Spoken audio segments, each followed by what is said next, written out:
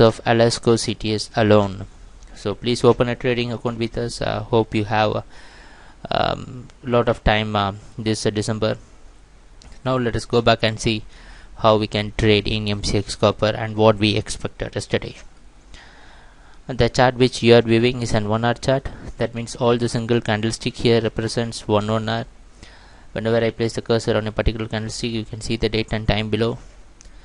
These vertical dotted lines indicates the price opening and closing for the respective days.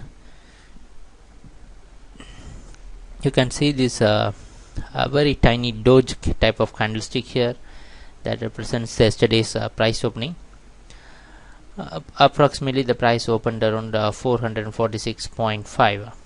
So what we expected yesterday was that even though the price opened above the key zone of 446, we expected the copper still has the potential to stay in uptrend. Now let us see what happened after the price opening. After the price opening, you can see the price broke this 446 and it came down. We expected the market to continue its buying till 436. So the price after testing 444, which is more or less near the yesterday's on the previous day's low, you can see the 442. From this zone the price picked some momentum. So exactly from that point the market yesterday also picked some momentum, and you can see the price went up and created the same high that was created on the previous day. So just whatever happened on the previous day happened yesterday. So at the evening session the market gave a pullback and closed around 446.60. so the closing and the opening are more or less equal. And since on seeing the price action, we can say that there was some selling in the initial session.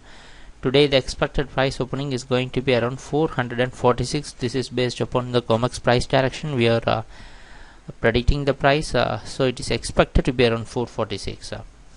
So what we can do for today? So as far as the technicals are concerned, still the price is staying around 446. We may notice that there is some resistance, but as a trend follower, this is just an indication that we have not received any confirmation. If the price had closed below 444, then we would have thought that there is some selling, but that is not the case. The price closed above 446, which indicates that there is selling, but still it is good for buying. The only difference what we are going to do is that the stop loss zone. We are going till yesterday we maintained 436 as the stop loss zone. So what we are going to today is that we are going to increase the stop loss zone. Decrease the stop loss zone. So till 442 it's good for buying. So still yesterday we were maintaining 436. Now we have decreased it till 442. It is good for buying. So if the price breaks 442 and if that's a closing below 442, then we will look into the market after seeing the price actions.